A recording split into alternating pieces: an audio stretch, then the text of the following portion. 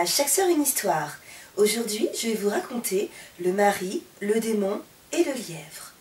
Il y a bien longtemps de cela, un pauvre homme vivait dans une cabane avec sa jeune et jolie femme. Riches, ils ne l'étaient certes pas. Toutefois, comme ils s'aimaient profondément, ils étaient heureux. Mais un démon malfaisant vivait dans la forêt voisine. Depuis longtemps déjà, il convoitait la belle jeune femme. Un jour que le mari était à la chasse, il prit son apparence et entra dans la cabane. « La chasse ne marche pas aujourd'hui, annonça-t-il à la paysanne. J'ai préféré rentrer. »« Tu as bien fait, répondit celle-ci qui ne se doutait de rien. Mets-toi à l'aise, le repas va être prêt. » Mais quand peu à peu son regard tomba sur l'entrée de la paillote, elle faillit mourir de frayeur. Son mari se trouvait aussi sur le seuil, et les deux hommes, celui de la porte et celui qui était sur une natte dans la pièce, étaient absolument semblables.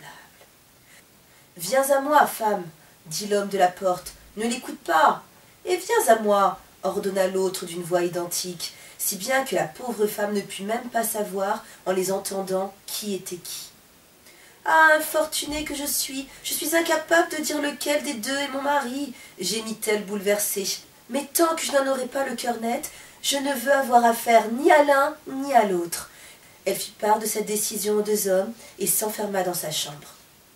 Son mari était au désespoir, mais le démon n'était pas satisfait non plus du tour que prenaient les choses.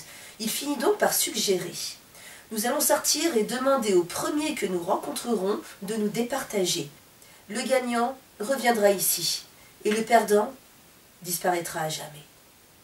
Bon gré mal gré, le mari dut accepter, et ils sortirent. Au bout d'un moment, ils aperçurent un lièvre qui sautillait au milieu du sentier. « Hé, toi le lièvre, viens par ici !» cria le démon. « Nous voulons te prendre pour juge dans une affaire de la plus haute importance. Tu sais certainement que je vis avec une femme depuis plusieurs années déjà. Or, voilà que ce vagabond surgit de nulle part veut se faire passer pour moi. » « Pour l'amour du ciel, lièvre, ne crois pas un mot de ce qu'il dit, gémit le mari. C'est moi qui ai vécu ici jusqu'à ce jour dans le plus parfait bonheur. Il y a un problème, c'est sûr, reconnut le lièvre. Et à ce qu'il semble, l'un de vous est forcément un... Il s'interrompit soudain, comme frappé par une idée, et annonça peu après. Si je dois trancher votre litige, il faut d'abord retourner à la maison. Sur le chemin du retour, le mari agitait toutes sortes de noires pensées dans sa tête, tandis que le démon souriait d'un air satisfait. Il ne doutait pas un instant de sa victoire. Bientôt, la belle lui reviendrait. « Apportez-moi une calebasse !» ordonna le lièvre dès qu'ils furent dans la cabane. Le mari se précipita dans la chambre. Le démon, qui crut à un piège et pensa que le lièvre voulait simplement savoir lequel des deux connaissait le mieux les lieux, se hâta de le rattraper. Il lui arracha la calebasse des mains et la rapporta au lièvre. « Et maintenant, faites très attention, » commanda l'animal d'une voix solennelle, tout à fait comme s'il comparaissait devant un petit tribunal.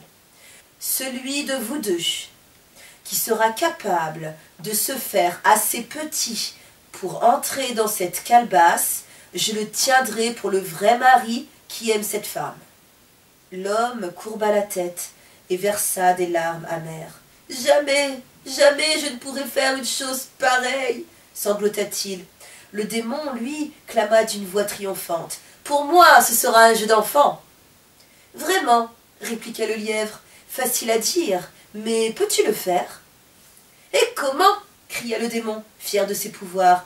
Il se fit de plus en plus petit, jusqu'au moment où il put effectivement se glisser dans la calebasse. Alors le lièvre, sans perdre une seconde, boucha la bouteille.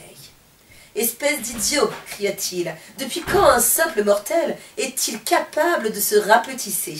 Seul un démon est capable d'une telle prouesse, et tu t'es mis toi-même dans la prison que tu mérites pour ta fausseté. » Là-dessus, le lièvre plaça la calebasse entre les mains du mari qui n'en croyait pas ses yeux, et s'en alla en sautillant, tout content.